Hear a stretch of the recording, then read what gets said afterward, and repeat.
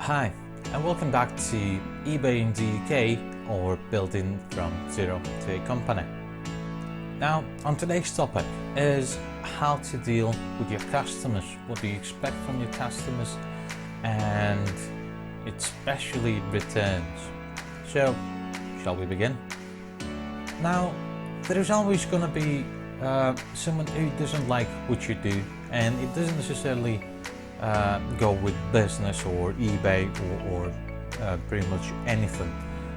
If you just walk down the street, someone of the neighbors will look at you and say, "I don't like you going from on my side of the road. Why don't you use the pavement on the other side of the road?" and silly stuff like that. But regardless, this brings us to relationships with your customers.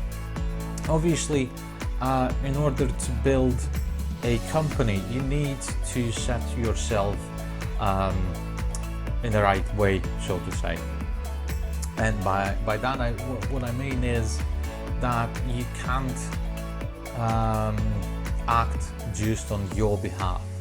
As in, if you would go to a store and the customer service wouldn't be up to the standard, you wouldn't want to go to that shop again unless this is the very one shop that sells this sort of thing that you're after, and nobody else can manufacture it or something along them lines. Then obviously it's still not good, but we do have cases where someone having the monopoly is doing this and cutting corners on customer service or product quality.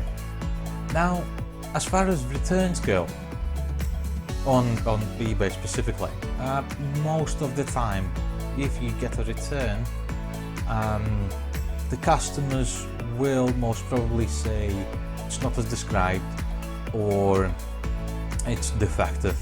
So that will allow them to do not pay anything and return the product to you whether you want it or not, because within being the business seller on eBay, they will have a pre-approved return, so you won't have anything to say whether they do get to return your product or not. And it is an eBay policy within the UK at least that you do have to provide at least 30 days return policy as a business seller. Okay, so returns are inevitable. What do you do about them? Do you just pay up and that's it? Do you ignore them? Well, while you can just ignore them or not pay them, then eBay will force you to pay and that will ding your account. It is, as a company, you have to learn how to deal with them. And if the customer is just straight up returning, no questions asked, no messages to yourself, and you just, that's it, I'm opening the case, I'm returning this, it's faulty or whatever other reason they might think of being with decal. While it can happen, well, it did happen a few times, but mostly the customers will get back to you. They will say, okay, listen, we tried this, we tried that, but it's faulty, or we couldn't manage to do this, we couldn't manage to do that. So at this point, you will have a choice. Oh, speaking of which, the choice within the guys who just return the item. Well, there's not too much of a choice, and the only choice you have is obviously you have to refund them.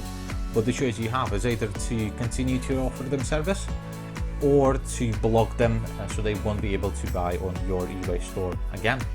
It depends really on you, and neither is less good or more bad or something like that. It really depends on the circumstances that the customer returned the item. If there was a genuine fault, for example, you didn't explain on your giveaway material the notes that come with it, the application notes, that's another topic, but you send out a note saying with instructions on how to apply your decals.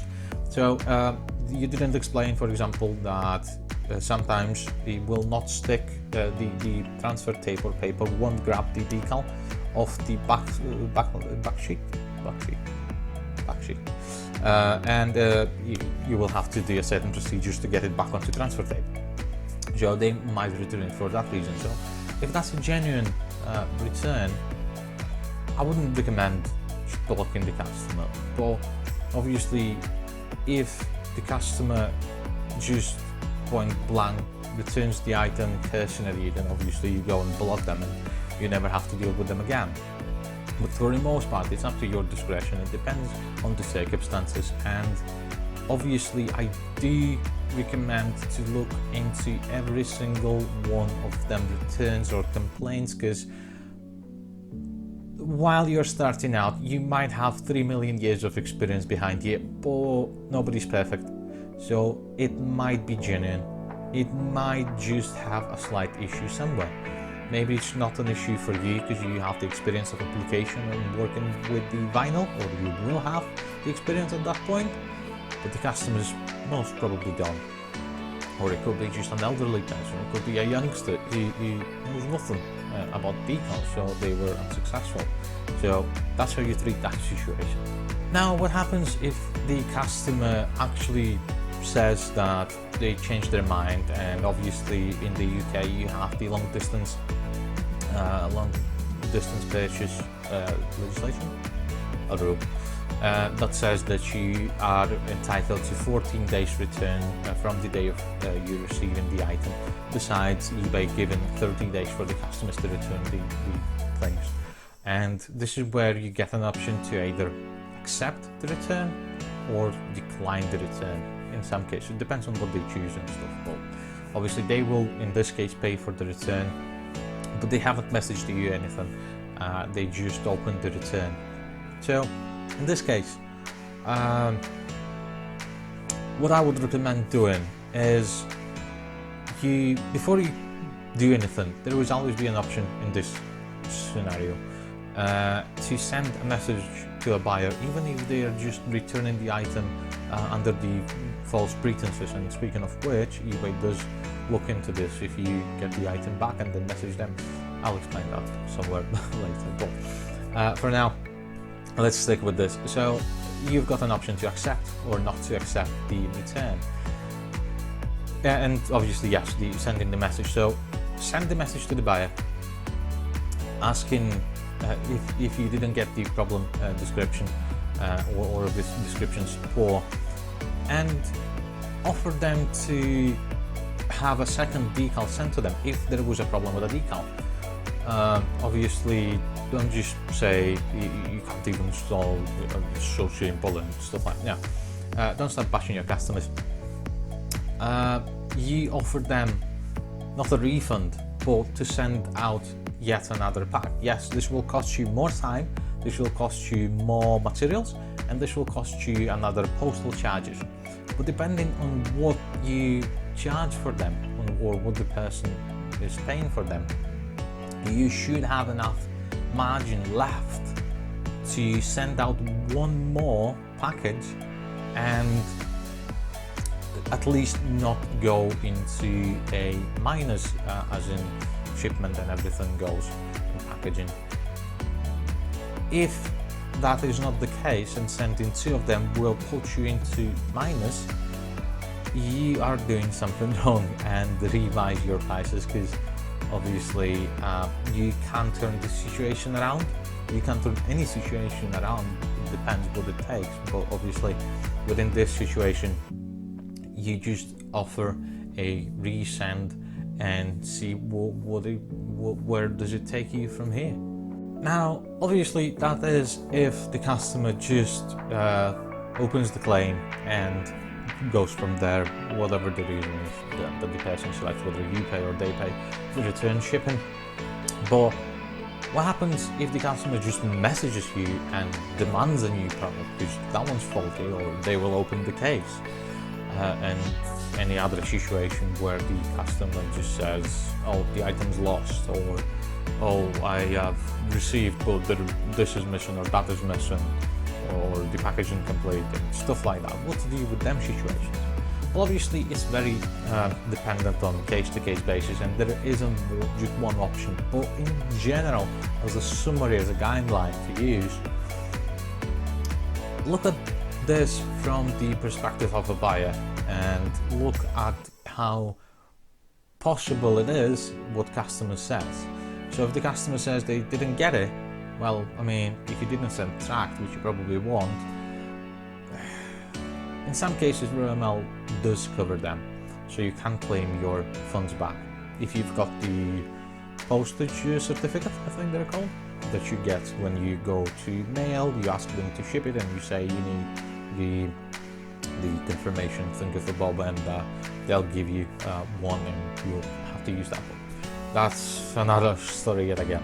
There's a lot of stories.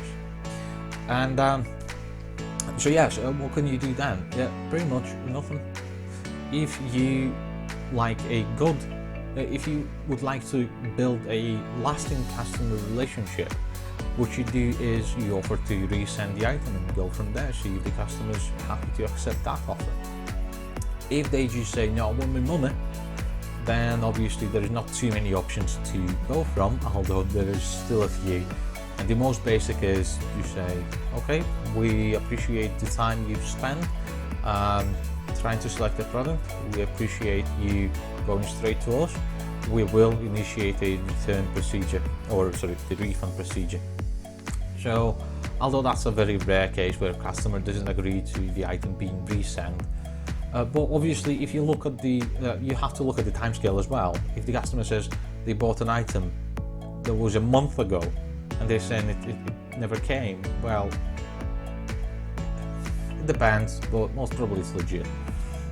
They just didn't want to bother. Most of the customers actually are just normal people like you, or well, I don't know, if you consider yourself normal, then like you, yes.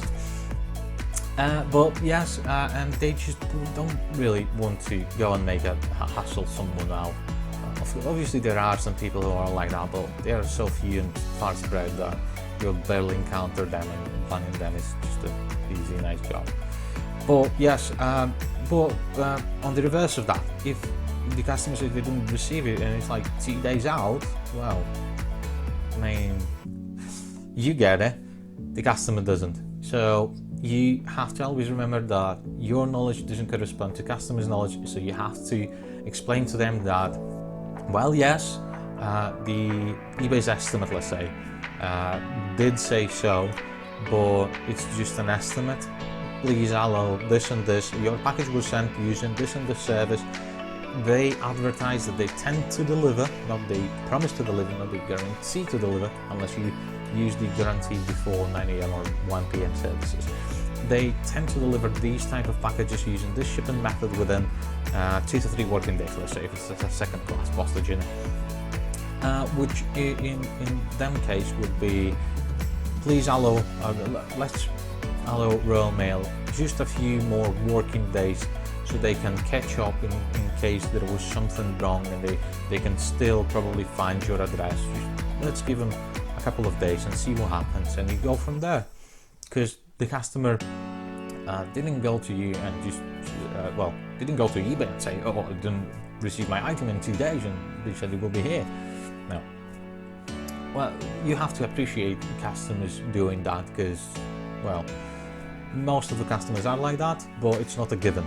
So the customer didn't initiate a claim straight away, so you have to appreciate the customers and meet them well, as they did with you by not going to eBay straight away. Now that's with the returns and messages. But the very last thing I would like to cover with messages is when customer point blank wants a refund straight away and nothing can save him. You will have at least one. If you haven't, you will. Lucky you. But yes, okay. The customer point blank wants to return the item. Something's wrong with the item, and so on and so on. It's always best to ask for a pictures. Explain to the customer that you're sorry that such and such thing has happened, and if there is a problem with the design, with the decal, with postage, for example, explain that in order to initiate the claim, the process of returning of the item, because you also, as a brand, as a company, you like to improve and this is the very best chance of doing so. If you can handle that, then there's how you grow. This is how you improve, because the customer that's the most annoyed, the most angry, that had enough, will tell you exactly what's wrong, exactly what they didn't like, and exactly what should you do about it, because they will most probably throw a lot of words at you. You just filter out and see what's wrong with this and ask for the pictures. While it can annoy them a bit, they have to provide the pictures anyway. You can't request them to provide pictures through the eBay, just saying, but most of the people will provide the pictures if you explain that you're sorry that the situation happened, and as a company they do not like to let their customers down. You like to improve wherever it's possible, and you seek of ways of doing so, and this is the perfect opportunity for both you and the customer to improve the product, if only the customer is willing to show it to you, tell you about this, and basically you might as well just either give them a refund or send the yet another improved design or decal to them.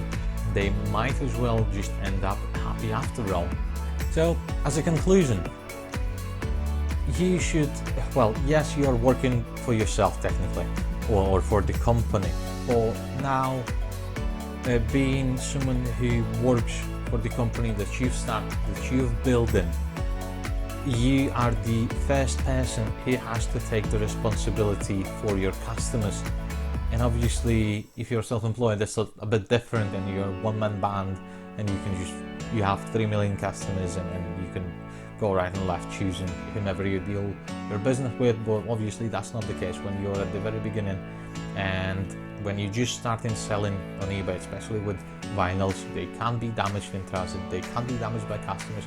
You can do many faults by not knowing the technology, and it will take you some time to actually perfect the technology you use to produce your vinyls and ship them out and make the customers happy and provide and deliver the very best experience that you possibly can within the obviously margins and stuff. But yes,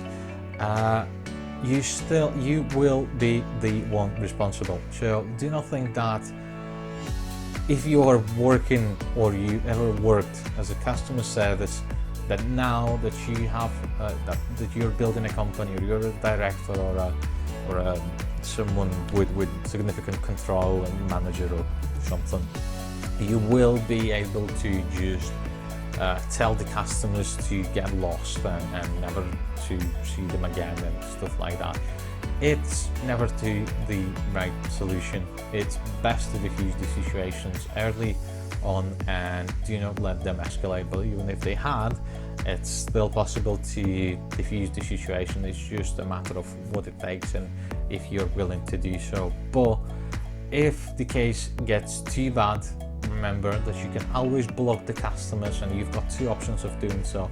You can just block them, and you can block them and tick the box that says blocked buyers cannot send messages to the seller. I think that's how it goes roughly, but you get the idea. So that's pretty much what I wanted to tell you within this episode, and hopefully you now have a little inside information that will help you along your journey when you're starting, be it on eBay or somewhere else. So yes, thanks for watching.